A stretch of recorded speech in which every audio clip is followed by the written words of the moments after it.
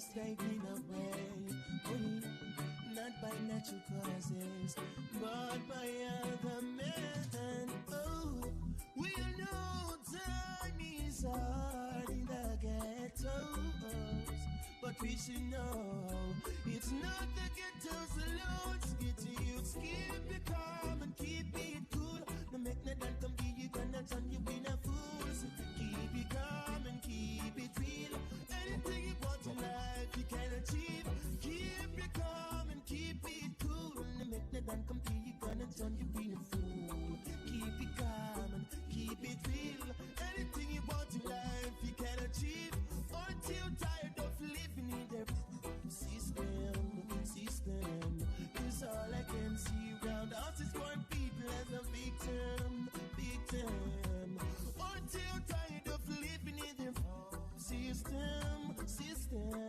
Cause all I can see around us is one people as the victim. Oh, we are the victimized one.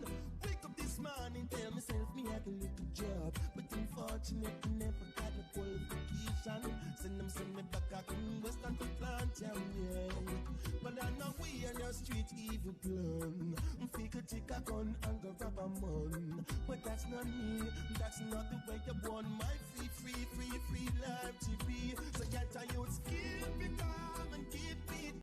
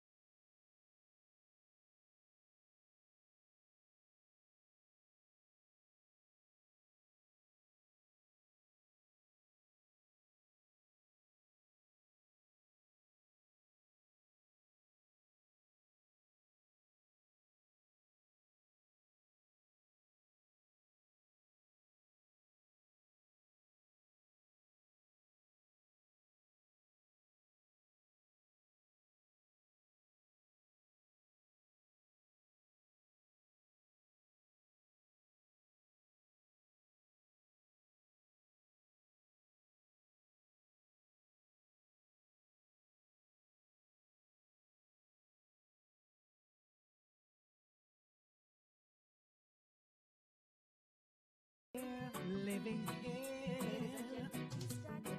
Have you ever had a day where the kid starts screaming out? Andrew Holness.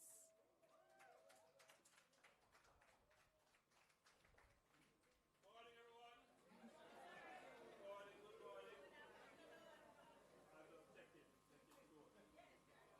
And of course, my own style that I wish everybody a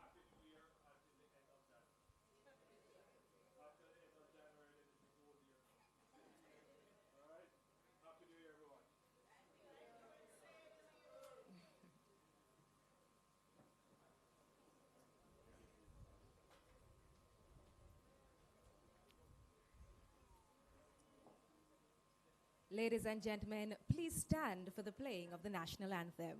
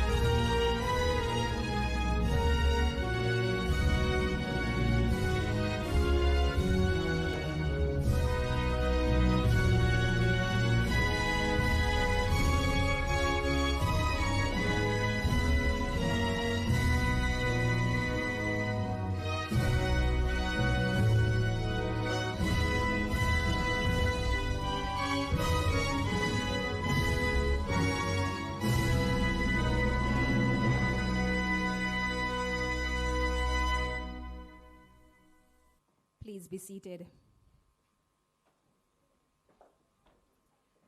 Good afternoon, ladies and gentlemen. On behalf of the Ministry of Labor and Social Security, welcome to this ROOFS grant handover ceremony on the grounds of the MLSS Parish Office in Santa Cruz in the Breadbasket Parish of St. Elizabeth. Isn't it a lovely afternoon, ladies and gentlemen? It is not hot, it is cool. And guess what? We are getting our grants and our checks today. I think that deserves a round of applause, right? Because Hurricane Melissa hit Jamaica on October 28th, and today is what, the 30th of January? Just about 3 months ago, and the government has been working tirelessly. In 3 months, we can come together to, of course, repair homes and restore lives. And that is a good thing. Such a good thing. So we do want to welcome you, and of course, marking the first tranche of the payments to beneficiaries under the Restoration of Owner-Occupant Family Shelters ROOFS initiative. I'm Talia Suarez-Brown, and I'll be your moderator for today's program. Now, of course, today represents an important milestone in the national recovery effort, a shift from damage assessment to coordinated delivery of shelter solutions focused on restoring safe, habitable living conditions for affected families. Now, before we proceed, please allow me to acknowledge our distinguished guests. Dr. the Most Honorable Andrew Holness, Prime Minister of Jamaica. The Honorable Colonel Charles Jr., Minister of Labor and Social Security. The Honorable Floyd Green, Member of Parliament, Minister of Agriculture, Fisheries and Mining. The Honorable Donovan Williams, Member of Parliament, Minister of State in the Ministry of Labor and Social Security. Mrs. Dion Jennings, Permanent Secretary in the Ministry of Labor and Social Security. Mrs. Marsha Henry Martin, Permanent Secretary for Local Government. Mrs. Sanchia Bennett Templar, Permanent Secretary representing the Honorable Aubin Hill, Minister of Investment, Industry and Commerce. Mrs. Audrey Dare Williams, Chief Technical Director. Ms. Gillian Corodos, Chief Technical Director Acting.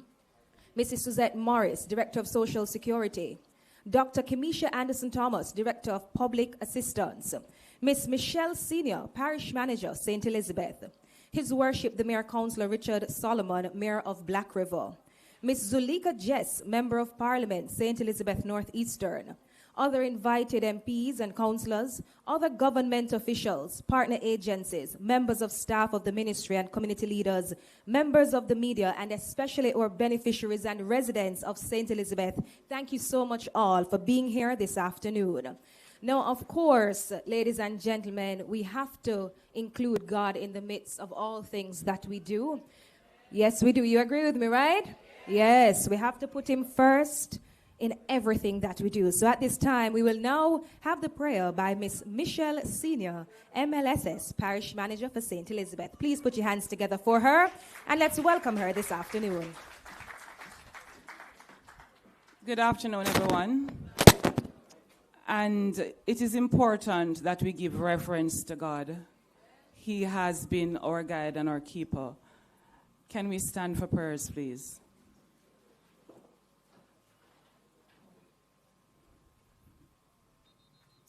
Our most sovereign God, creator of humanity and all things, God, we give you thanks today because you're the reason we're here.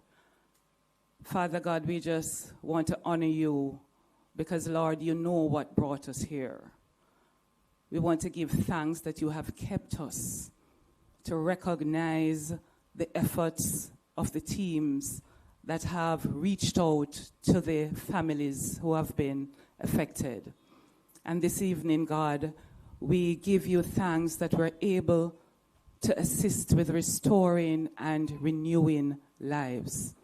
Father God, we know that there are persons who are still displaced and are traumatized because of all that has happened over the few months.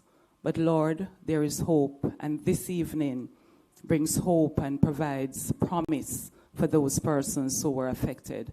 So Lord, as we gather in the presence of our leaders, our PM, and our ministers and other representatives, Lord, they represent what we're about to present to the beneficiaries. Father God, I thank you for preserving the lives of those who are here today to receive their benefits. Lord, I also want to thank you for keeping the teams who have walked the hills and the valleys to do the assessments, for all the team members who came from all the other parishes and all the other service stakeholders, Lord, SDC and all the other stakeholders who came on board for us to do the assessment that the beneficiaries can be here this afternoon. Lord, we thank you for them. And as we proceed and we continue to improve the lives of those persons, we ask that you will continue to be with us, that you will continue to guide and protect us and strengthen us. And Father God, we thank you for such a lovely evening. And when we will have left here, we pray for journeying mercies. Thank you again, Lord, because all honor and glory belongs only to you. In Jesus' name I pray. Amen.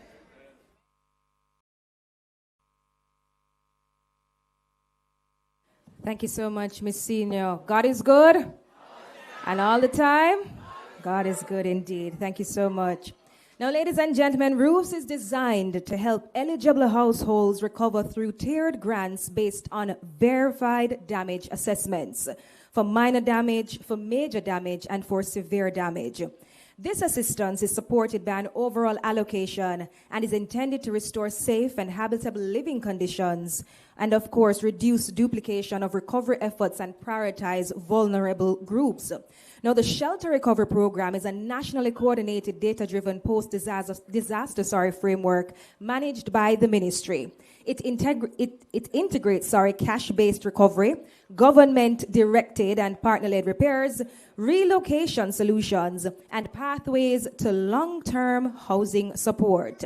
Now, at this time, to officially welcome us, let's welcome our Permanent Secretary in the Ministry of Labor and Social Security, Mrs. Dion Jennings. Please put your hands together for her. Thank you, Madam Chairperson, Ms. Talia Sorers-Brown, and Ms. Michelle Senior for that thoughtful prayer that has grounded us as we begin this important occasion. Good afternoon, distinguished guests. Don't sound like you're not happy. Good afternoon, everyone. Good afternoon. Sounding better. On behalf of the Ministry of Labor and Social Security, it is my distinct pleasure to welcome you to the ROOFS handover ceremony here in the beautiful Breadbasket parish of St. Elizabeth. This is where the hurricane entered, the parish of St. Elizabeth, one of the largest parishes in Jamaica. And so we are starting the handover ceremony right here in St. Elizabeth. That's fair, right? Yes. Wonderful. So today's ceremony represents not only the handover of support, but a meaningful step as we advance Jamaica's recovery journey. Let me formally acknowledge our distinguished guests present this afternoon. First, Dr. the Most Honorable Andrew Holness, Prime Minister of Jamaica, Minister of Defense and Minister of Economic Growth and Infrastructure Development, as well as Chair of the National Disaster Risk Management Council. Prime Minister, we are deeply grateful to you for your presence here and your unwavering commitment to the welfare and recovery of Jamaican families. Your proactive and strategic leadership has been very integral and very transformative in our disaster response, preparation, and recovery, assisting us to ensure that it is more structured, resourced, accountable, and coordinated. I also want to acknowledge our Minister of Labour and Social Security, Honourable Pernell Charles Jr., and thank him for his steadfast leadership and commitment in guiding the Shelter Recovery Program's ROOFS initiative. And we heard what ROOFS is. What is ROOFS? Restoration of owner or occupant family shelters. So we need to get acquainted with that one. Because we want? Yes, we want roofs. Let me also greet our Honourable Floyd Green, Minister of Agriculture, Fisheries and Mining, and Member of Parliament for Southwestern St. Elizabeth. Also other members of the Cabinet, and our own Minister of State in the Ministry of Labour and Social Security, Honourable Donovan Williams, for his commitments and also his collaboration in working with our Minister in guiding us through this. I also want to welcome Member of Parliament Andrew Morris and also Permanent Secretary Mrs. Marsha Henry Martin from the Ministry of Local Government and Community Development. We also want to recognize other councillors here and other partners, community leaders, residents, members of the business community, and of course, we want to acknowledge staff of ministries, departments, and agencies, representatives from the Social Development Commission, the Poor Relief Department, ODPEM, and of course, our own staff here at the St. Elizabeth Parish Office. Let's give them a hand.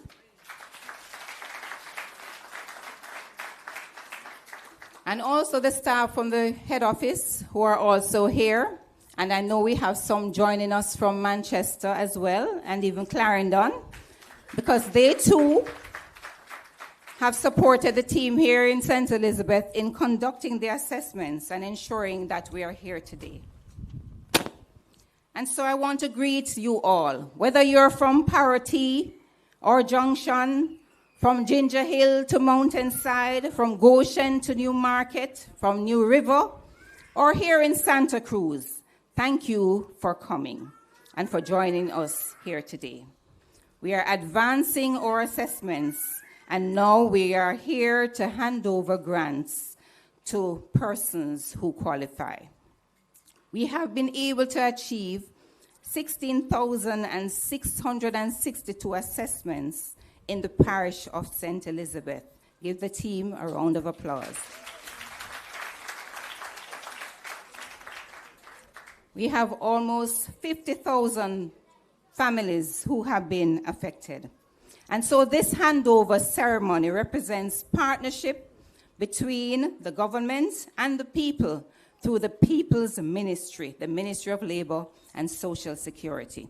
It also represents a strong commitment to restoration of owner or occupant family shelters, to repair homes and restore lives. So distinguished guests, ladies and gentlemen, thank you for being part of this important occasion, and your presence here today reinforces the collective responsibility we share in ensuring that the recovery process is not just promised, but delivered. Once again, welcome, and thank you for joining us.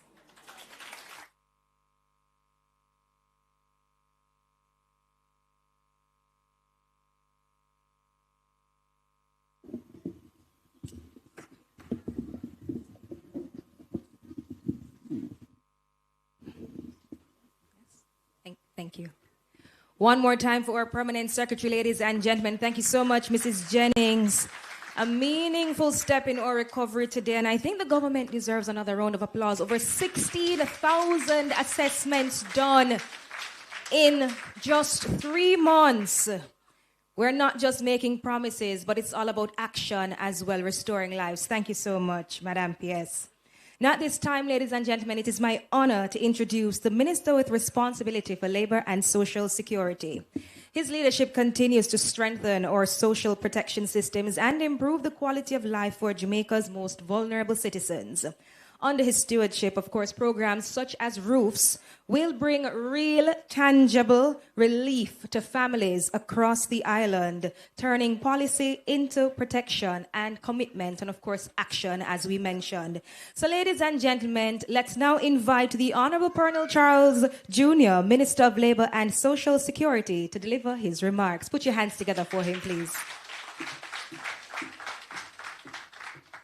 Thank you so much to our Master of Ceremonies. Let me, of course, firstly acknowledge our Prime Minister, the Most Honorable Dr. Andrew Holness, and thank him for being here. Of course, I always wonder how he is able to be in 15 different places at the same time. But, you know, that's why you're Prime Minister. Let me also acknowledge, of course, my Minister of State, who is here, my cabinet colleague, Minister Green, the Minister of Agriculture, Fisheries and Mining, and Member of Parliament for Southwest St. Elizabeth. And I want to thank Minister Green, because when it comes on to St. Elizabeth and the West, I'm able to make one call, and he makes the other calls. I want to thank also Member of Parliament Andrew Morris, my Permanent Secretary, who is here as well, the Mayor. Mayor, you should stand up so that people can see you. The Mayor who is here as well. Please give the Mayor a round of applause. Yes. I see the Permanent Secretary from the Ministry of Local Government and Community Development representing the Minister as well. Yes. My Chief Technical Director, other directors, all of the distinguished ladies and gentlemen, beneficiaries of the ROOF grants that are here today, members of the media. Again, yes, clap yourselves, please.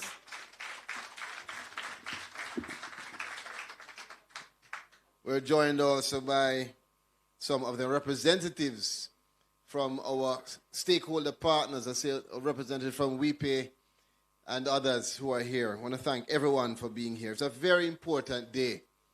This is, for me, the government's response in action. It shows that when we say hope and resilience, that we're willing to work assiduously, deliberately to get it done. The Prime Minister gave us a target, which was not easy. It was not easy at all. And I want to take the time to just thank every single staff member of the Ministry of Labour and Social Security. Every single one who has contributed in one way or the other. We have several persons who, I don't want to start calling the names, but I must tell you, when you think about back-to-back hurricanes and the fact that this ministry and the staff have to be on the ground, and when everything else settles, we are still on the ground, mopping up and doing that work, I must tell you, I am very, very, very grateful for committed servants, and I want to definitely acknowledge them and thank them.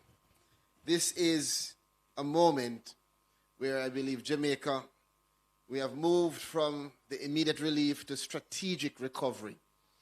And we have done so not alone. We have done so with several partners. The ministry has partnered with JDF, JCF, with other ministries. We've partnered with the Red Cross, ADRA, Salvation Army, Food for the Poor, CHEM, all of the members of the Humanitarian Assistance Committee. And we have been out there serving, meeting, listening to the people, letting them understand that when we do these assessments, it's not just about the four walls, it's about you. We ask you questions about you. How are you doing? Who is in the house with you? How are they? What is the state of your assets? And what we have done is we have learned lessons from Beryl. And so, primarily, you will see our team members with their devices because we're using the new format, the modern, upgrade, improvement that allows us to take pictures, drop GPS location so we know exactly what your state is. So even if you put on back a little thing on your roof, we know where it was, and that can't stop you from getting your grant. I know that question was coming, so I answered it for you. I want to also thank Minister Witter, who is here as well. So, in all of this, our goal is to make sure that every Jamaican that is impacted by Hurricane Melissa receives some support. Now, you may not receive all the support from government. There are several partners that have come in, already provided full housing solutions. There are some that have come in and provided full roofing solutions. But there are still persons who need help, correct? I'm not hearing you. I mean, everybody all right, man? Everybody good?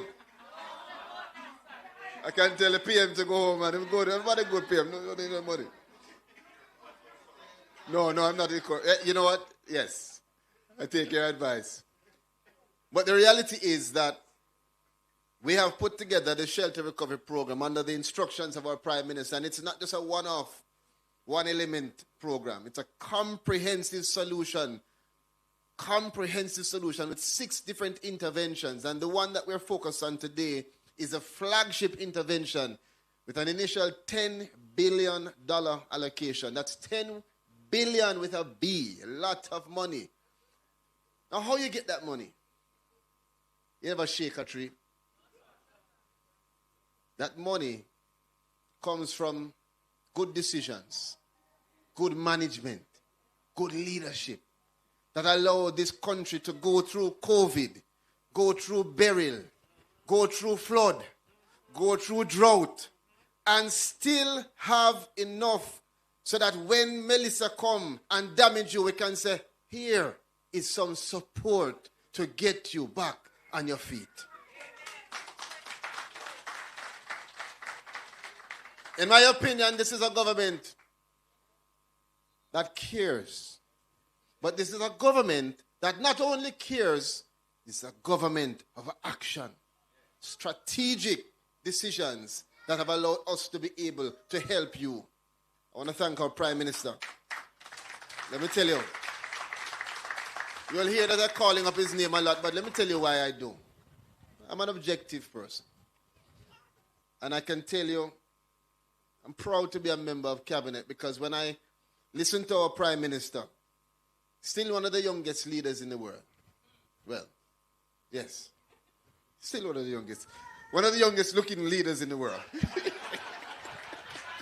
Let's leave it there. What you get from him is decisive instructions to make sure that the people are at the center of everything that we do. Minister, we must have this program rolled out 5 times faster than we did before. But how? Find a way. Minister, your ministry will be distributing grants by the end of January. But how are we going to do that, Prime Minister? Find a way. Minister, you have to make sure that you go in the nooks and the crannies and the hill and the gully and you find the people who are the most vulnerable. How? Find a way. And we have responded. And we have gone to the nooks and crannies. And we've gone to the hills and the valleys. And sometimes I tell you, the social workers and the volunteers and the field officers get home almost midnight.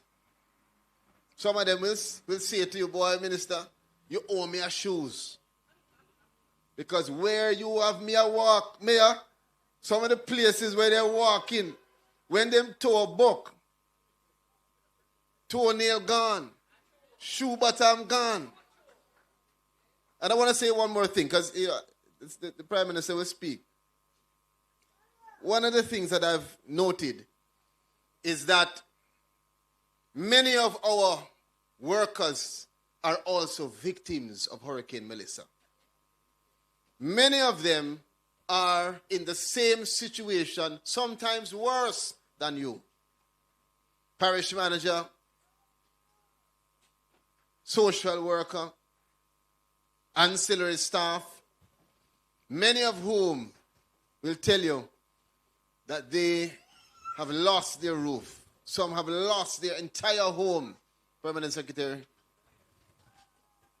But what is important to note is that those same workers who lost their home, lost their roof, have been damaged, are the same ones that are on the road night after night, day after day, doing the work for this country, serving the people.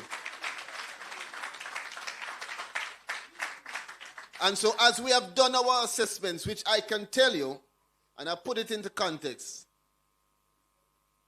in Beryl, Director Suzette Morris, it took us about what? 8 months, 8 to 9 months, and we did less than 19,000 assessments. And we were working hard.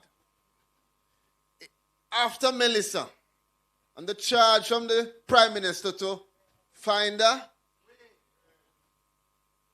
in 1 month, we doubled what we did in the 8 months of burial.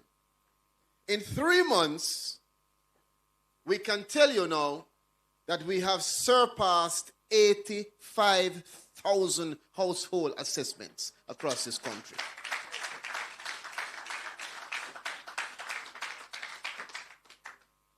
CTD, Dear Williams, Permanent Secretary Jennings have trained hundreds of persons, hundreds of field officers and Jamaicans to get out on the road and do those assessments day by day. And we are grateful for them. Director Anderson Thomas and the JDF are still out giving support to hundreds of Jamaicans, despite. And it is that assessment, Prime Minister, us to get the beneficiary list. And that beneficiary list is from which we select the persons, now Minister Williams, to give them the cash grant. Now moving quickly through, let me remind you of what that grant will be.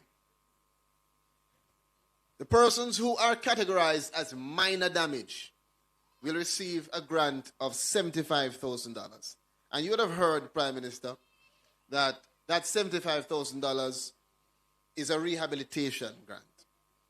And you can do what you need and provide support to your family as is needed with that $75,000. We hope and we encourage you to utilize it in the best way possible to repair your home. I know that some, particularly those who might have gotten some help from church or friends overseas or friends here or whatever it is, even if you are able to do it yourself, you may need that money to put towards mattress or something else in the home, books. Use it wisely.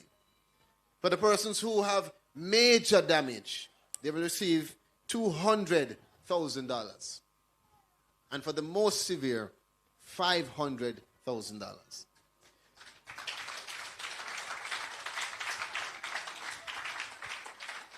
Now, it's important to note that when we look on our list, Minister Green, we use particularly 2 principles.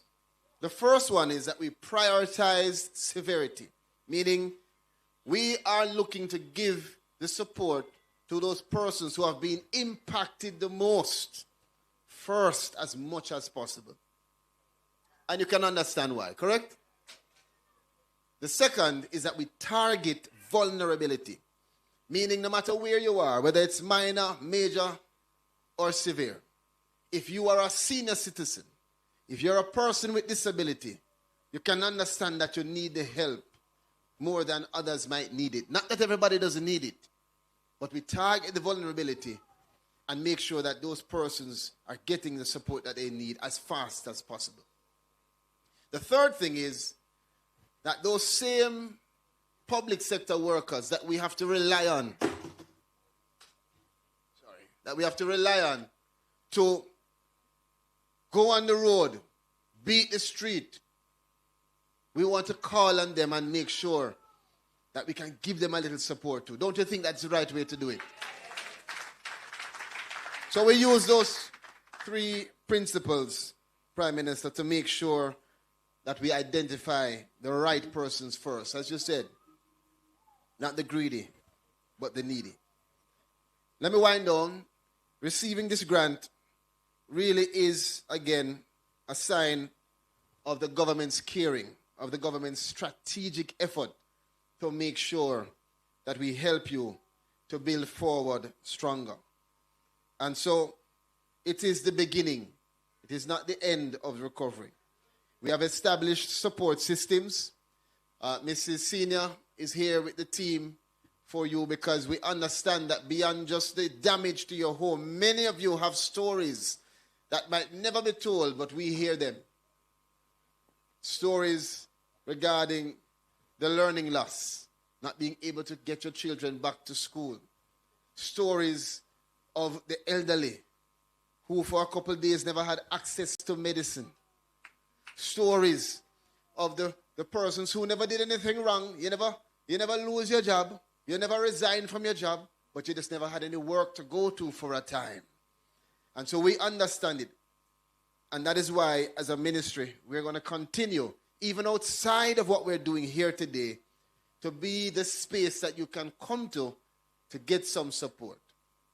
Prime Minister, you'll be pleased to know that we are working with stakeholders, not just to focus on the infrastructure, but the psychosocial support that is needed for many persons who continue to be impacted by the trauma that this hurricane has brought. It did not just destroy homes. For some, it destroyed livelihoods. And so it was very scary, and still is for many, to think about how you're going to be able to give to your children when you yourself can't give to yourself. Am I right? I know, Prime Minister, that there are still some that are awaiting assistance. There's still some waiting on assessments and verifications. I want you to know that we're going to work hard to make sure that no family is left behind. I want to remind you, before I close, that we have a self-reporting mechanism for those who can access it. So if you know that persons on your street, for instance, have been assessed, but you weren't home, nobody cuss us and say, boy, the ministry did not come. Just find a way to get onto that system and give us your information. And if you can't get online for whatever reason, we have many different ways for you to contact us. Come right to the parish office and they will facilitate you. We are also leaving calling cards when we come to you, to your residence, and we don't find you, to make sure that you have all the details necessary to be able to contact us so we can arrange assessments. You who are here more than likely have already been assessed, verified. And so you need to be the messengers spreading that message to persons who you're here having any issue. But I want to caution that there are some, as always, that are trying to manipulate the system. And at this stage, trying to say that they had received damage. Please remember that we have taken a lot of pictures. We've used drone technology, maps, so we know what the state of the space was before and after Hurricane Melissa. I left for last perhaps the most important message for today. Prime Minister, you tasked us with an almost impossible task of getting the assessments, you said, at least above 75,000. We have gone to 85. You said to us, 86. My apologies, madam. 86,000.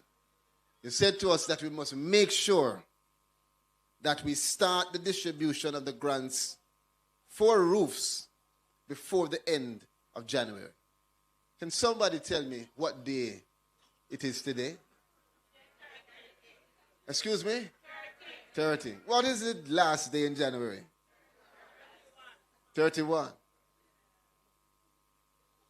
So it means, Prime Minister, that we're not on time. We are before time. And I'm proud to tell you that we have successfully, with a lot of work, started the distribution of grants under the ROOFS program. With the first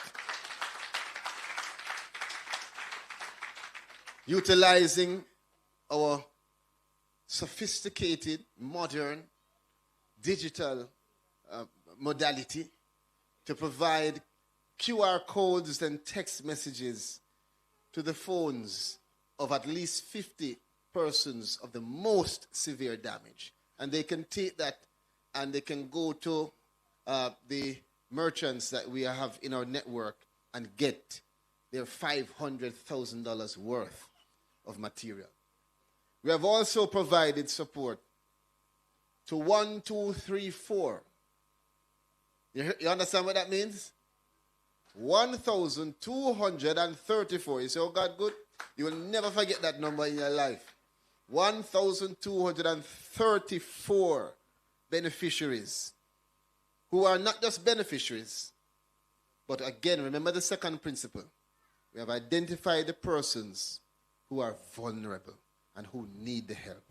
And so majority of those persons are our senior citizens who need the support. Isn't that good? Isn't that a good thing? And we have other things to do today, but I'll leave that. I'll leave that for that to be announced thereafter. I want to close again by just saying to you that the government's effort is to provide hope in action and to show you that we are going to get you back into a space of resilience. Let us move forward together from recovery to resilience. That is the word that we are using as our target in everything that we do. Your families are going to be okay. Your families will be okay. For those of you, no more water coming back again. Yes, all right. Yes, give thanks. Can I just close by saying again to all of you and to several who are listening, on behalf of the ministry, on behalf of the government, thank you for your patience. Thank you for your cooperation. And I want to say this. Thank you for your partnership. There are many of you here who are not just beneficiaries receiving a grant. But I'm telling you, I hear the stories of you carrying our social workers around. I hear the stories of you walking the street with us.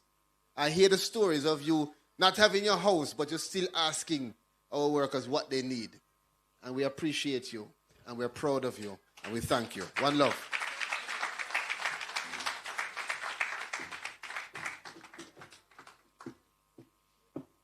One more time for our minister, ladies and gentlemen. Colonel Charles Jr. working day in, day out to ensure that every Jamaican impacted by Hurricane Melissa receives some kind of support. Thank you so much, Minister.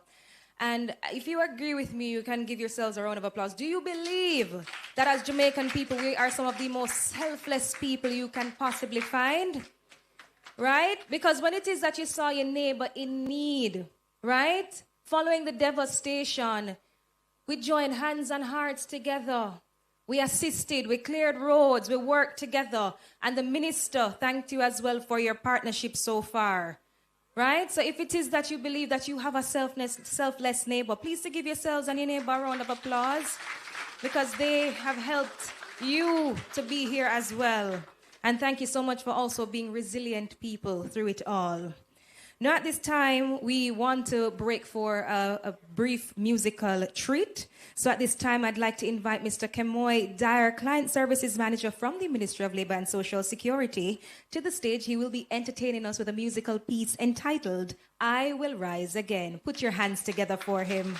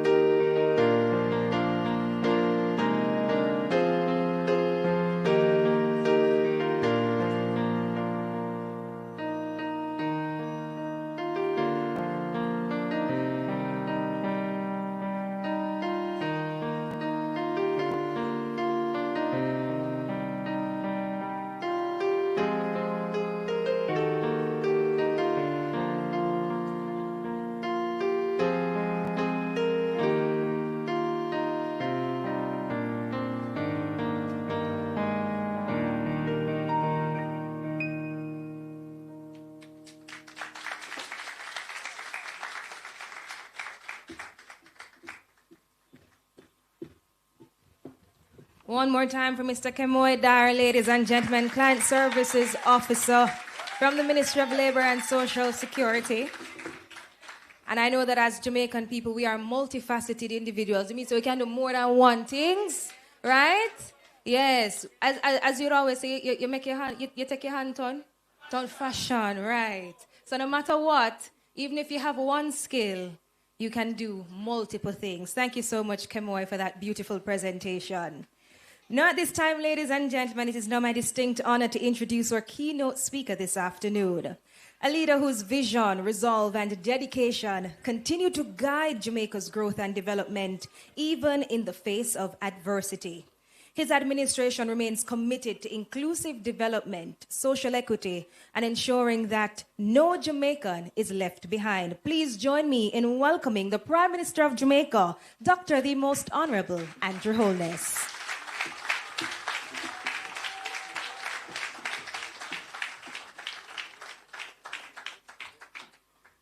Thank you very much, Madam Director of Protocol and Master of these ceremonies,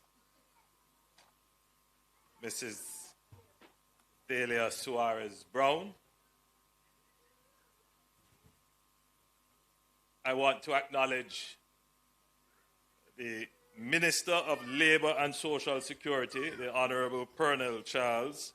I won't bother say junior.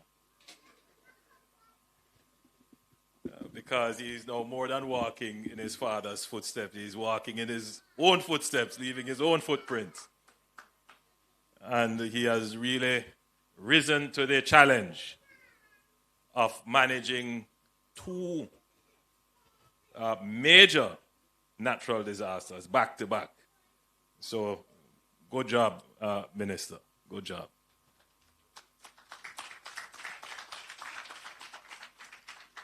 We have here with us the Member of Parliament. I know I have two other members of Parliament here, but I'm going to say something because, you know, we have a tendency when we say MPs, you know, we say Floyd Green, Member of Parliament for St. Elizabeth. Frank, don't feel no way. Andrew, where is Zulika Jess? She's not here? She had another engagement. But that is just because Minister Green is a Minister of Agriculture, so he's Minister for the Breadbasket Parish. So we have Minister Green, Member of Parliament for Southwest St. Elizabeth. We have another minister in the Ministry of Agriculture. Frank, good to see you here. Right? And we have Andrew Morris, the new kid on the block. Good to see you here, Andrew.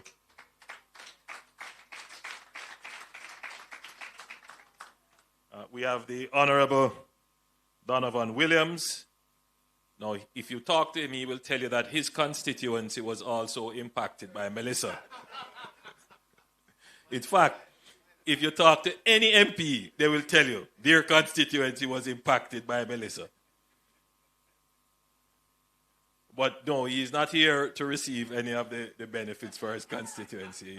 He's here as the Minister of State in the Ministry of Labor and Social Security. Mrs. Dion Jennings, Permanent Secretary in the Ministry of Labor and Social Security, and other permanent secretaries who may be here. His Worship, the Mayor, Mr. Mayor, good to see you. And of course, the most important people in this ceremony, the beneficiaries of the ROOFS program.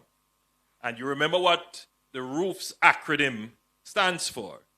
It's the restoration of owner or occupant family shelter. ROOFS. Quite appropriately coined. Now, just to be quick about it, already the government has distributed 1,234 grants under the ROOFS program. And they have done this by direct transfers, meaning it has gone from the bank account of the Ministry of Labour and Social Security into the bank account of the 1,234 beneficiaries. And that process will just be ongoing. As we verify a bank account, we send you a text to tell you that it has hit your bank account. These are mainly persons who would have received minor damage, but are also in the highly vulnerable category, primarily persons who are elderly, persons who are shut-in, persons with disability. But the government has also issued so far to 50 persons who have been assessed as having severe damage. So far, since we have started, which was just today, 50 persons have gotten their $500,000 grant to restore their roof.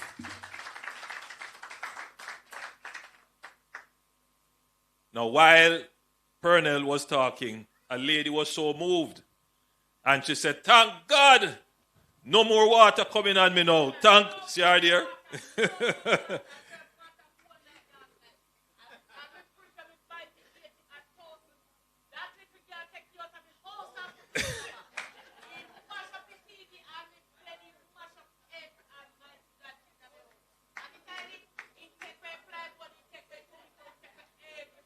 Melissa, why I tell you.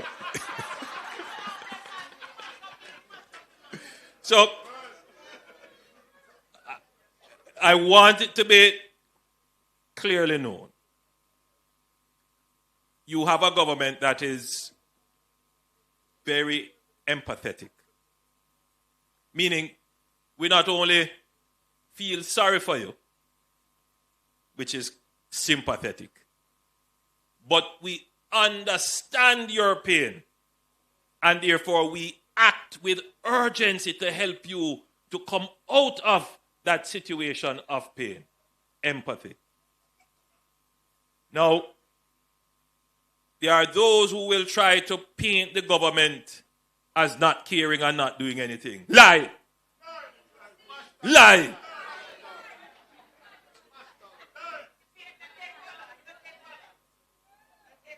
We, as a government, has acted with speed and alacrity because we are a government that genuinely cares for the people. They are those who will say they care, and they will say it with the greatest of eloquence and theatrical pretense that you may even believe them. But as the Most Honorable Edward Seaga was once noted to have said, to much criticism, it is one thing to say you care. It is another thing to have the cash to care. And it is one thing that this government has been able to do. Not just to say we care, but we have administered your affairs such that we have the cash to back up the care talk with action. And we have done it in COVID, when we have put on the largest social transfer program ever in the history, $40 billion of care for people who lost their jobs, lost their income, and we gave a grant to everybody just because we love you. In COVID, you remember that? People line up and go and collect the little grant. I see one lady said, me never get. But 400,000 Jamaicans got the grants. Everything verified. Not one criticism, not one audit to say there was any corruption. Not one. Then Beryl came. We gave over 16,000 grants. And I tell you something, I was in St. Mary. I was in a little town there. And a man stopped me and he said, Prime Minister, the government now do nothing. Listen carefully. Because me not get my grant for burial. And I stop and I reflect on it and I say, the Monday before I sat with the minister and cabinet and I said, tell me how many persons got grants? And it showed me the list that 16,000+ Jamaicans got grant. But one person never get. And him stopped me in the middle of the town and at the top of his voice because he didn't get. The government not do nothing. And that is the nature of the world we live in. It's just how politics is, how people see their government. If the government never serve me, then not never get done. And we have to be cognizant of this fact. Because one loud voice saying negative can impact the perspective of the 16,000 who received, but don't say a word. Because nobody stopped being the told to say, I received. And indeed, they shouldn't. That's the government's job. You suppose you get the grant. That's how it is. But it is important that you manage the narrative and the mood. Because as a man thinketh, and if people start to think negative, they will start to act negative. And it is one thing that we must keep in these difficult times, times of disaster. It is an optimistic attitude. It's a positive attitude. Because if you think that things are not going well, if you think that you are being unfairly treated and you are under distress and there is no hope, then that will be the reality. That will be your reality. I know when I speak, I move people to ask questions. You know, see another lady there telling me she wants to. But when I finish my speech. Now,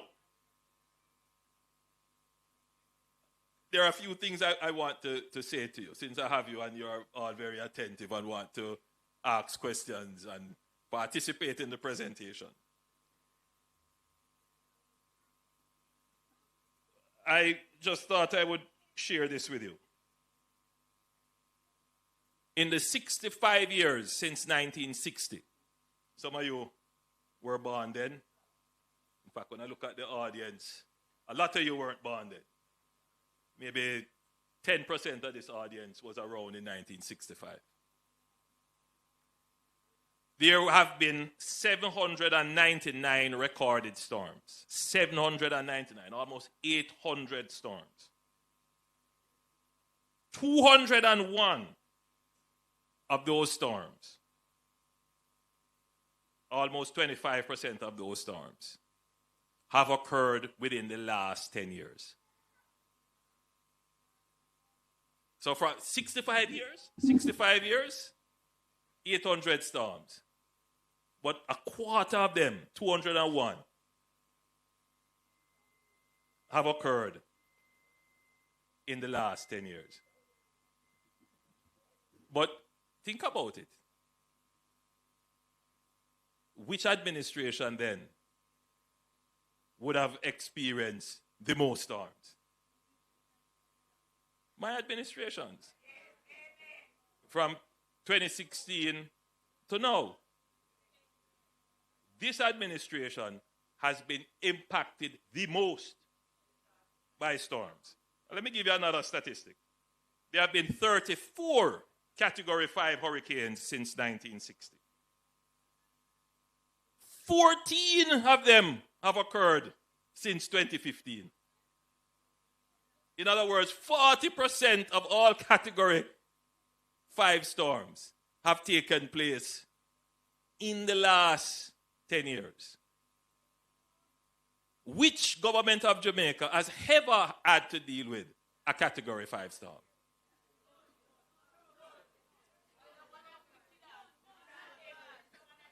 All right, let's take it one step further. Which government of Jamaica has ever had to deal with a pandemic?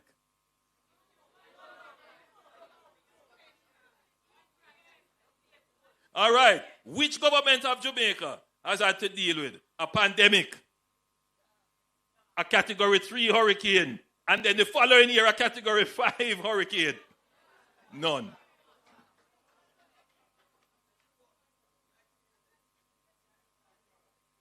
And in all of them, we have been able to respond, recover stronger. This is not an easy job. I see a lot of people pretending, because that's all they're doing, pretending like they would want to do my job. They don't know. they think maybe it just looks so easy. But it's not easy. Now, one thing that my administration tries to do is to approach these things with structure. And because we put a lot of effort into doing it correctly, we are not able to deliver at the speed of need. Meaning, as you need it, you get it. Other things that we have to do. For example, in this program, as we are trying to hurry to get you the grant, there is a constitutional creature called the Auditor General that is not just waiting until you make a mistake, but the Auditor General is actively auditing as you are carrying out the effort to respond. That in itself places some friction on our ability to move quickly. Because it is one thing to deliver the grant to you, but it's another thing to deliver it and somebody saying, you know, half of the grant gone, can't account for it. What we want to do is to make sure that every dollar of the grant end up in your pocket and not somebody else who would ever deserve it pocket. So we are not able to deliver at the speed of need. We are trying to deliver at the speed with accountability to satisfy your need.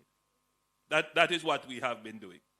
And I think the pace at which we have been able to do so is a fairly good pace. And I want to thank you, those of you, especially my lady friend here, who was very vocal in saying she's happy to get her grant so she can cover her roof, get her life back together. I know many of you are out there suffering, water coming, you lose your fridge, you lose your bed, you're uncomfortable. I know. But the grants are going out now and they will go out apace. So there are a couple of things I want to say about the grants going out now. I will be asking MOCA to do a sampling for fraud in the recovery grants. In other words, we have to check that if you got a grant, that you actually use it for the purpose you got the grant for.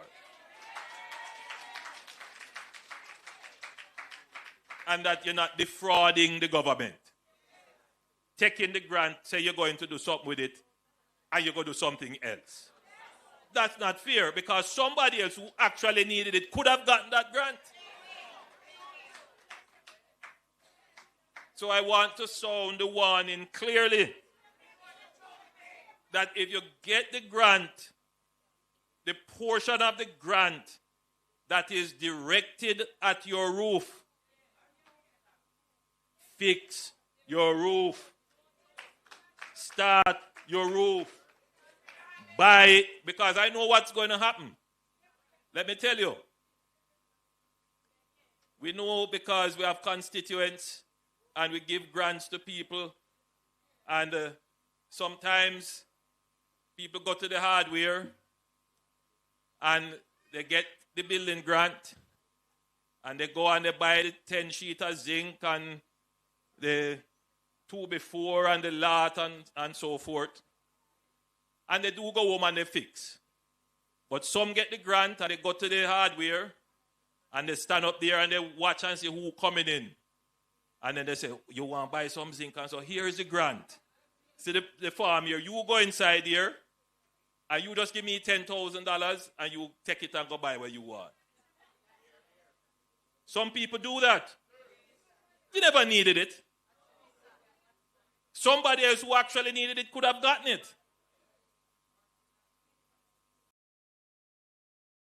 These are the kind of things that we will. Now, the way in which we are giving the grants now, it might not be so easy to do that because the grants are restricted as to where you can spend them and what you can spend them on. But people can still find their ways and we will be checking. We cannot be spending $10 billion. That's what we're spending. It's a lot of money. And we are not seeing the benefit of it in the roofs being restored. Spend it on restoring your roof. Now, just to be clear, the government is not just doing this alone. We have a comprehensive, what we call shelter restoration program. And it's important that I say this so the entire Jamaica knows, so that those people who are vested in spreading lies and misinformation by giving you the facts. You know. No, you know, Pernell, today we replace that word propaganda with fake news and misinformation. But we should really go back to that because that's the genesis of it, propaganda. You remember those days in the 70s when the propaganda. That's what it is. Now, we have a comprehensive program called the Shelter Restoration Program, the SRP. One element of the SRP is what we call the government-directed roof repair program, and that is led by the JDF, and we have several volunteer engineering corps here. We have the Guyanese, the Ghanaians, and the Rwandans are here, and they are in St. Elizabeth, they are in St. James, and they are in Westmoreland, and they are restoring roofs, and they are doing quite a good job. I toured what they were doing. The people are very happy, and they are proceeding well. Then we have the NHD. And the NHD has a program where they are giving grants up to $500,000 as well. And in fact, they have started to give their grants. And funny enough, they've gone over 1,000 grants already. Sorry, 6,000. They've gone over 6,000 grants. But you would never know. Nobody not calling the radio station to say, oh, you know, I got my grant. What you're going to get is the people call and say, oh, I don't get. But it is happening. See, people getting their grants. 6,000 people, the last report I had, but they move fast was 1,000, there are 6,000 now. We have some other programs as well, which are not necessarily for roof repair, but for rehabilitation. The World Food Program and other partners are also giving grants. And in fact, I should tell you a story that I got a call from someone who was saying, how the Prime Minister say, if you get severe damage, you get 500,000. But all I see in my bank account is 30,000. But you never hear that reach to the level of a complaint in the media. because nobody wants to tell anybody that they got this $30,000 in their account and they don't know what it is for. It's just by accident some brave person decide to complain, and then I had to explain. I said, no. That's another program that the government is doing. Quite legitimate, and you would have qualified for it because you were assessed as being in need of rehabilitation, and you will get it for a couple of weeks, over the next month, 2 months or so. So the government is doing quite a bit. We haven't made too much of it. And the population is keeping it very quiet because nobody wants to be identified as, having received a benefit, and then somebody else have not gotten it. But very coordinated and very strategic. That is why we have gone through and done 86,000 assessments. So nobody's getting a benefit who is not on that list of 86,000 persons. Only persons who have been assessed will get the benefit. Now, if you have not received a benefit and you have not been assessed, and you will know, nobody came to your house, maybe you hear the assessors came in the community, but you weren't there. As Minister Charles pointed out, you can go online and fill out the self-assessment form or use your initiative. Go to the regional office. Speak to one of the social workers there. Explain your situation and let them come and assess you. All right? Now, I've made a commitment that I'm going to try and help everyone that is in need that has gone through assessment. But at some time, we are going to close assessments because we can't do it forever. The budget is not unlimited. So I would urge you, if you have not been assessed, to do so now, because very soon we will have to close this. And the reason for that is that the hurricane management happens in 3 phases. Four phases. The first phase is preparedness. And every year we go through a routine of disaster preparedness. We put out the ads. We tell you how to prepare yourself. If there is a hurricane coming, we go through an intensive process of giving you information so that you know what to do. A lot of people don't follow the information. They believe, the government telling lie or not now go come. We said to you, move, and you said, no, you're not move, you're going to stay with your house. All right? Hurricane come. People who never move, people who stay in disaster areas, we have to go find you. We said to you, don't build in the gully. Don't build on the steep hill. Don't go in the marsh. Don't build in the swamp. People still go do it. Hurricane come. Government have to go find resources. So that's the preparedness side of things. Then there is the relief. Hurricane come. Shop close. Water lock off. So we have to give you emergency aid. That's called humanitarian relief. And the relief part of our response continues even up till now, but it is winding down. Very shortly, we will officially close relief. The relief element was led by the JDF, ODPEM, and the Ministry of Labor and Social Security. In parallel to relief, we started recovery. And the recovery section now deals with restoring electricity. Well, firstly, restoring access. So that meant clearing the roads, moving the landslides and land slippages that occurred. And I believe you can say we are like 95% access restored all over. There are some areas, some rural areas still cut off because of major land slippage. Those we will have to deal with because, for some of them, it is better to reroute the road rather than to fix the landslide. And so we are assessing the cost benefits. Then restore electricity. And once you restore electricity, you have telecommunications and water. And we are about 95% there with the restoration of these critical utilities. And then restore roofs and shelter. And that's what we're doing now. We are restoring roofs and shelters.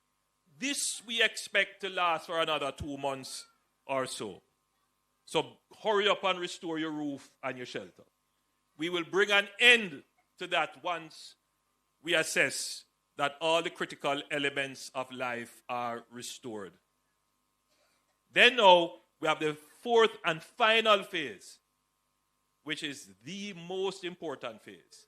And that phase is called the reconstruction and the resilience building phase.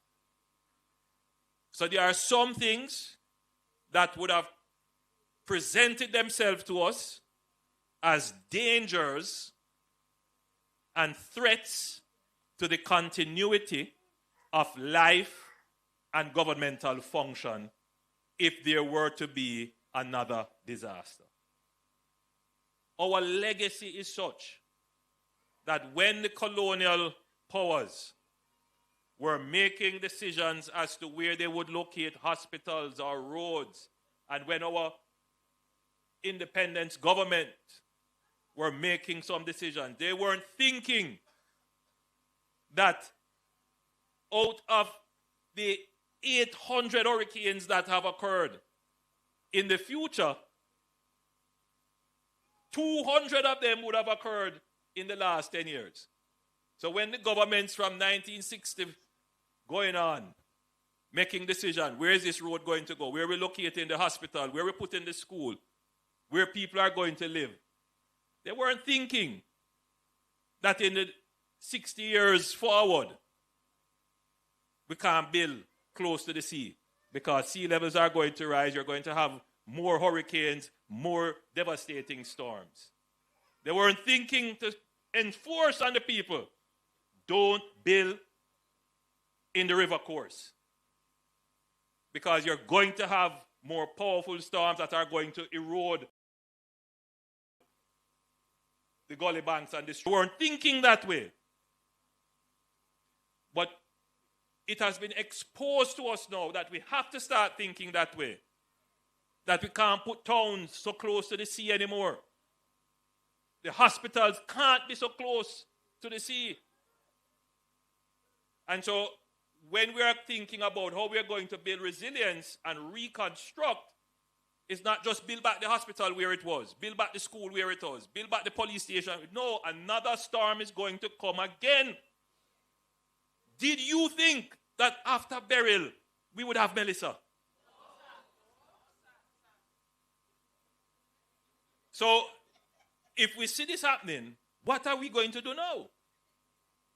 If we want to be able to preserve life, preserve property, preserve livelihood, then we have to build smart. We have to build strategic. And it's not just the government. You have to start thinking that way. Should I use zinc roof or concrete? And if I use concrete, how am I going to do it? I'm going to make sure that it is properly reinforced. In fact, I'm going to get an engineer to advise me. I'm going to follow the building codes. And boy, if I can't afford the concrete and I have to using, then I must have properly spaced rafters supported by hurricane straps. You need to do that. That is what we mean when we say think smarter for your own resilience. Because you never had to think about that 50 years, 40 years ago, but you have to think about it now. It's the reality. So in the reconstruction phase, we are going to have to look at the things that are necessary to keep us functioning as a country if we are hit by a disaster. One of the things that was clear to us is that the roadway, this main road that we have here, coming from Spur Tree, Gutters, come all the way, this road can't carry a disaster. Can't carry a disaster. So we're going to have to go build a proper road with proper drainage at a higher level. That is going to be a part of the reconstruction. The Black River Hospital, the people there, the staff there did a wonderful job. But the hospital can't stay there. So too the Falmouth Hospital. So too Noel Homes. Because we see what it can do. So these are some of the things that we will have to relocate in the construction phase. To get to the construction phase, government needs to be totally focused. So it can't be doing or continue to do relief, restoration, and then to do reconstruction. So we want to wrap up very quickly. So we're going to wrap up relief.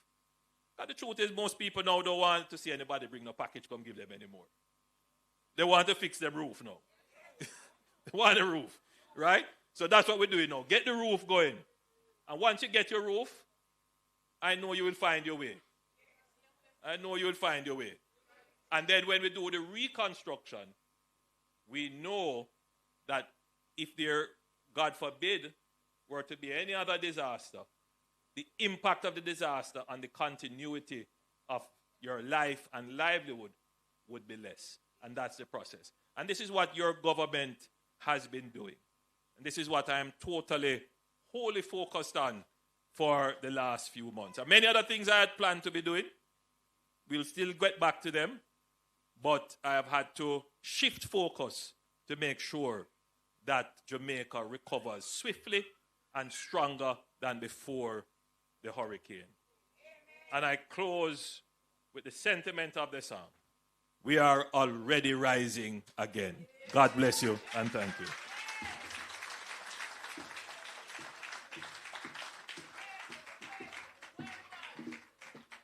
One more time for our Prime Minister, ladies and gentlemen.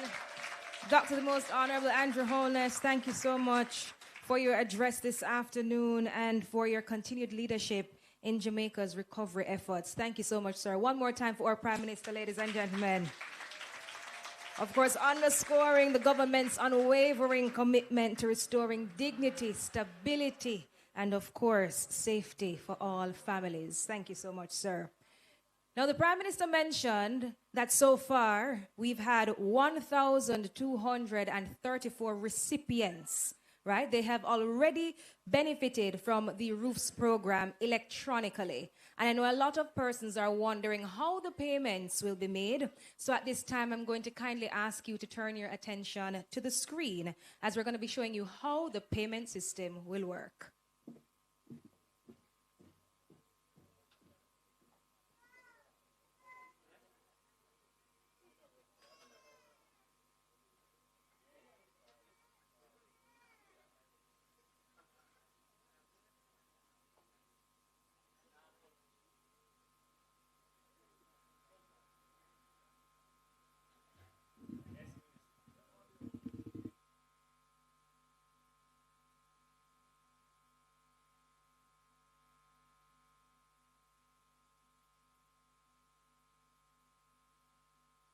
Significant loss.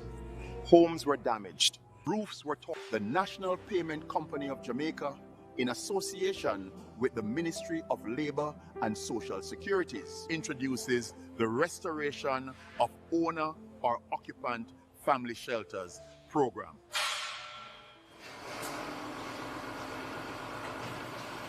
In the wake of Hurricane Melissa, many families across our communities experienced significant loss.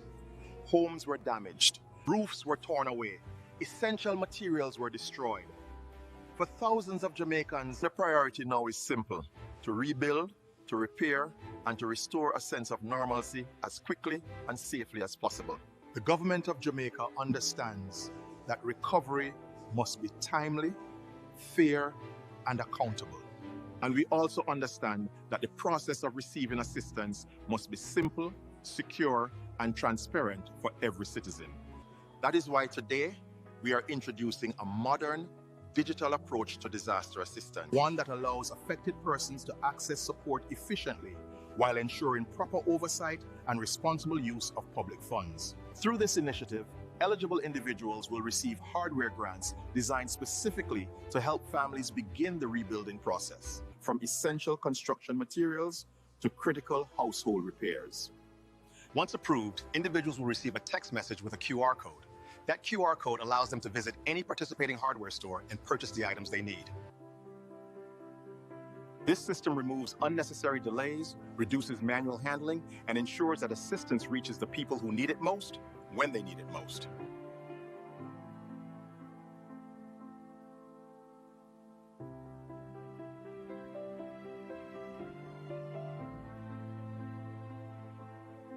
The beneficiary brings the QR code to the agent to redeem her grant. The agent uses the machine to scan the QR code presented by the beneficiary. She asks the beneficiary for her ID. She takes a photo of the ID, front and back. She takes a photo of the beneficiary.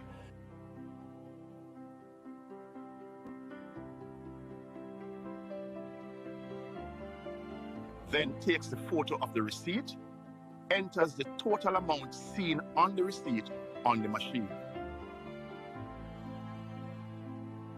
She then gives the beneficiary the receipt from the machine and the receipt for the items purchased. Approved beneficiaries may also collect their grant in cash at FESCO gas stations island-wide. This can be done using the QR code issued to them. And it is that simple.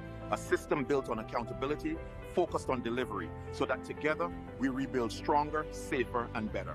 The National Payment Company of Jamaica, in association with the Ministry of Labor and Social Securities, introduces the Restoration of Owner or Occupant Family Shelters program.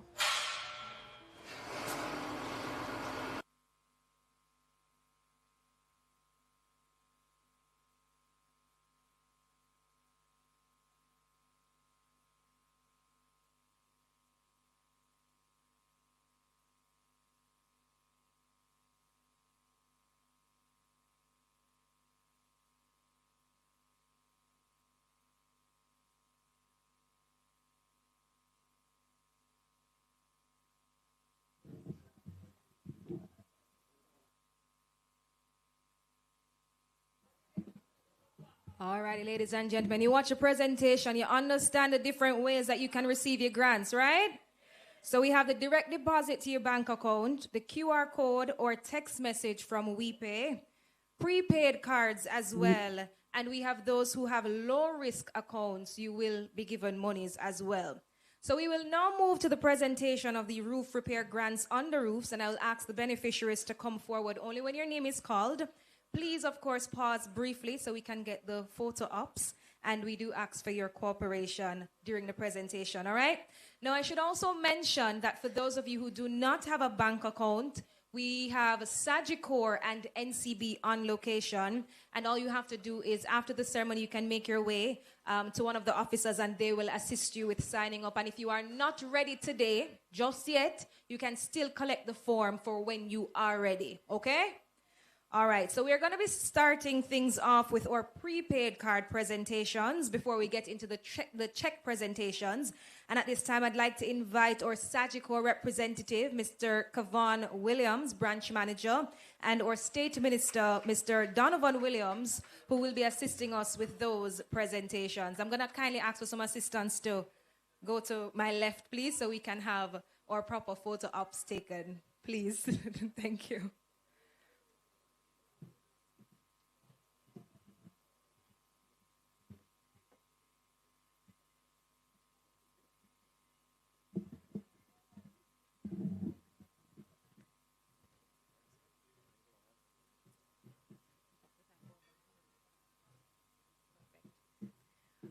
Thank you so much. All right, our first recipient, Janet Dunn. Is Janet here? Janelle Thompson.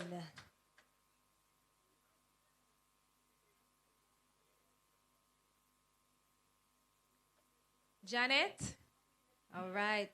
Give them a hearty round of applause, ladies and gentlemen. Just a few of our recipients who will be receiving their prepaid cards The government did mention inclusivity, and we have to ensure that everyone has access to the grants. Thanks so much, Janet. Janelle Thompson. Come on up, Janelle. Give her a round of applause, guys. Oliver Bowes, you can make your way to the stage as well. Oliver Bowes. Raphael Smith.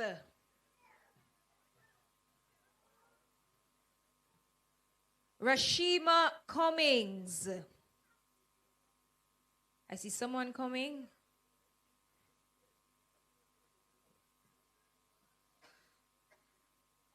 Rashima, come on up, Rashima. Give her a round of applause as well.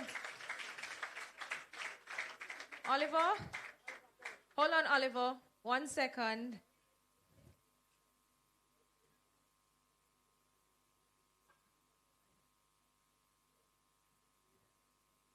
Next, Oliver Bowes.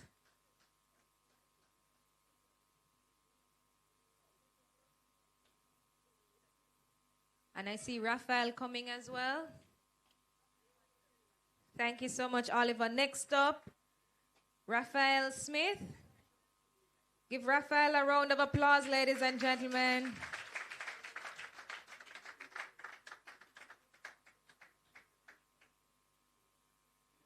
Is Roddy or Rudy here? Rudy Baker. You can make your way to the side of the stage. Roddy? Okay, I see you.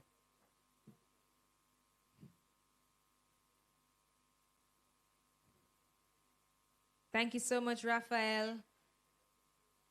And our final recipient this afternoon, Roddy Baker. Give him a round of applause as well, ladies and gentlemen.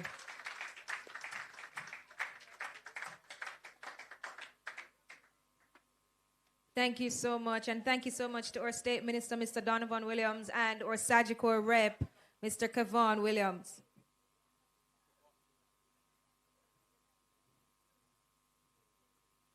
All right, so at this time, I'd like to invite Minister Charles to the stage, who will be assisting us with a few of our presentation checks.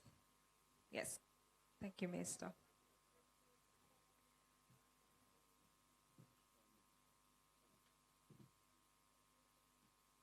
And let me just remind you, ladies and gentlemen, if you do not have a bank account already, we do have representatives from Sagicor and NCB. They are to my right, which if you are sitting, it would be to your left. You see the NCB tent right there. And of course, we have the Sagicor green and blue draped tent as well. They are here to assist you with signing up. I'd like to invite the Prime Minister as well to join us on stage for these 3 presentations. And let me just let you know, ladies and gentlemen, this is just a representation of each category. Okay? So not everyone will hear their name to come up to collect this check. But of course, we have started distributing the grants already. So my first recipient in the category of minor damage, Shervin Bennett. Please to give Shervin a round of applause, receiving a grant for minor damage.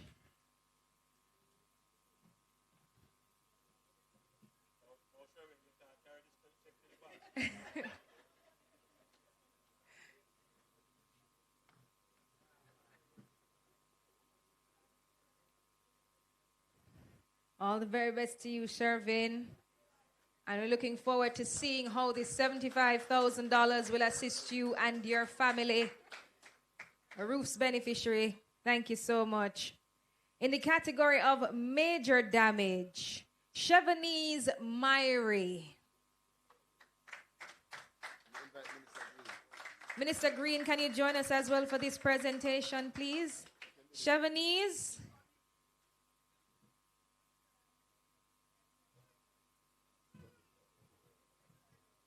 Oh, Chevanese is on her way up. Come on up, Chevanese. Give her a round of applause for me, please, ladies and gentlemen. Let me just remind you, everyone will receive your payment electronically or through your card or through the text. But this is just a representation of each category. We don't want you to be here all afternoon into evening, okay? Thank you so much, Chevanese, Myri. And in the category of severe damage, let's invite Brandon Miller to the stage. Come on up, Brandon. Give Brandon a round of applause.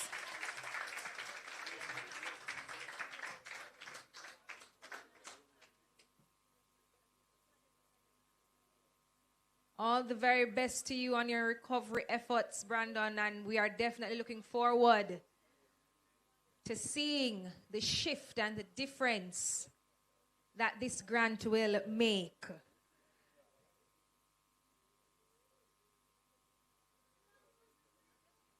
Lots of assistance, lots of support.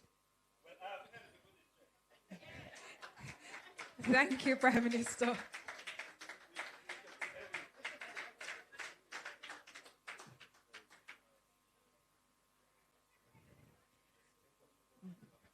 Thank you so much, Prime Minister and Minister Charles. Brandon, don't go anywhere. I know that you do want to say thanks to all parties involved for these grants. So please put your hands together for Brandon Miller, one of our recipients this afternoon in the category of severe damage.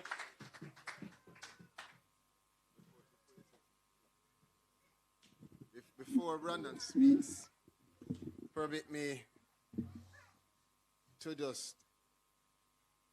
The story of Brandon is one that is moving, inspiring, encouraging. In the middle of the storm, you never understand how persons with disabilities are impacted. Persons with disabilities have a wide range of different, unique circumstances. And we got a call, Prime Minister, maybe about 1 a.m. one morning, that there was a young man who was trapped in his house and needed support. And it is the partnership between Jamaica, and I think at that time it was the U.S. who provided some airlift support with the JDF team, that we were able to go in. Miss Corodas, she's here. Is she here? Miss Corodas was a vigilant advocate. I think we were on the phone for hours trying to make this a reality. Cooperation to successfully rescue Brandon in the midst of this storm, to save him from what could be from Melissa. And he's here today to collect his check, and as a testament of a government that not only cares in words, but cares in its strategic action. So, Brandon, I want to thank you. Thank you, and we are proud of you, because Ms. Corodas, who is our acting Chief Technical Director that is embedded in the West throughout all of this, speaks so high. She speaks so much of you that all of us at the ministry feel like we are part of the family for Brandon. So, Brandon, again, welcome to the Ministry of Labor and Social Security. Good afternoon, ladies and gentlemen. I appreciate you guys having me to make a presentation and a testimony in regarding of the hurricane that happened since last year. Melissa, it was very traumatic. I go through a category 5 hurricane, first time experience a category 5. And I can tell you, God is good all the time. Because 2025, I lose my mother. I don't have any mother, no family relative. Most of my support come through God and Good Samaritan. So I appreciate living 2026 right now. So I have to give God thanks first and foremost. Secondly, I want to give the Minister of Social Security a big thank you to play a role in empathy towards my situation and reaching out to multiple people. Also the JDF and the fire brigade team to come and rescue me that night because I was really trapped in my house, nowhere to go. What a good thing I was good with social media. Despite I don't have any limbs, I'm very good. I can do graphic design, digital editing. I do a lot. I do music. Also, I make music and rhythm. I do a lot of things despite I don't have any limbs. So I really have to give them a thank out to make acknowledgement of my situation and awareness what's going on with me. And that night they come about 1:30 a.m. in the morning to come and rescue me. Rain was falling, breeze was blowing, the yard was completely dark. I never have no way to come out. They'd have to literally clear the way for me to come out. So I have to give thanks again to the JDF and the fire brigade team. Also, I want to give thanks also to the most Honorable Andrew Owens to make this speech today. Is not only a government of sympathy, but of empathy. That's what our country needs. Empathy, not sympathy. I don't want somebody to be sorry for me. Because I lose my hands because I was helping someone. I got electrocuted, 3rd-degree burn. 13,000 voltage run through my body. And I can tell you, it was a next good Samaritan come and rescue me that day. Because the person that I was helping, she literally panicked and didn't know what to do. And someone else had to rescue me because of my good deeds that I do in the past. So careful of how you treat people because you never know who going to pick you up when you fall. You understand? And despite I go through all of these obstacles, I still have an optimistic mind. I know, say, things will change. You understand? The other day, a lot of people watching me on the internet see me painting my house. Despite I don't have any hands, I get a paintbrush, I tie it on my hand, and I paint my house just to make it look different. Not because we go through a storm, I'm just going to just leave myself there hanging out like helpless. I'm going to find ways to make things better for myself and for my Jamaican citizens. And I want everyone to acknowledge the strength in me and use me as a motivation and an inspiration. Never give up. Remember, say we are God's creation. Have a wonderful day. God bless.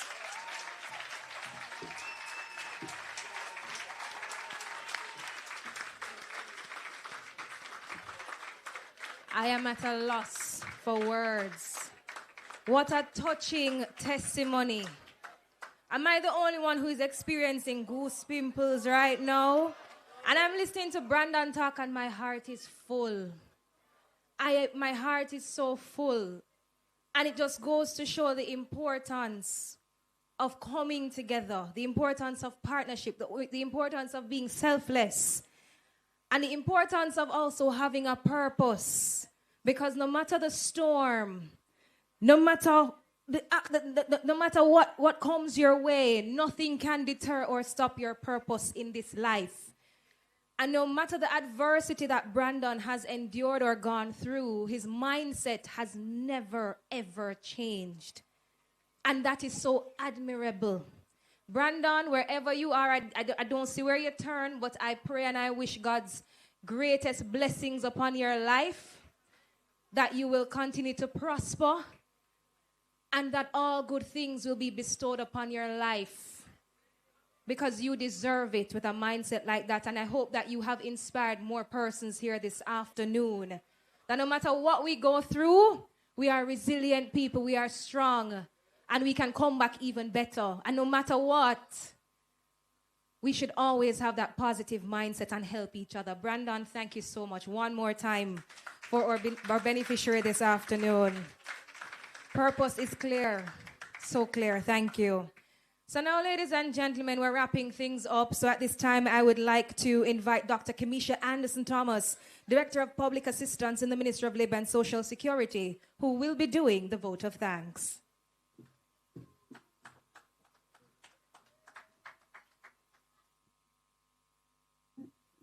Brandon, your calling is as unique as your DNA. Therefore, you are the perfect match for your purpose. After every storm, there is a moment that lingers. Not when everything is repaired, but when people pause to ask, what now? Today feels like that moment, the moment when rebuilding begins with intention, care, and resolve, and when hope starts to take shape again.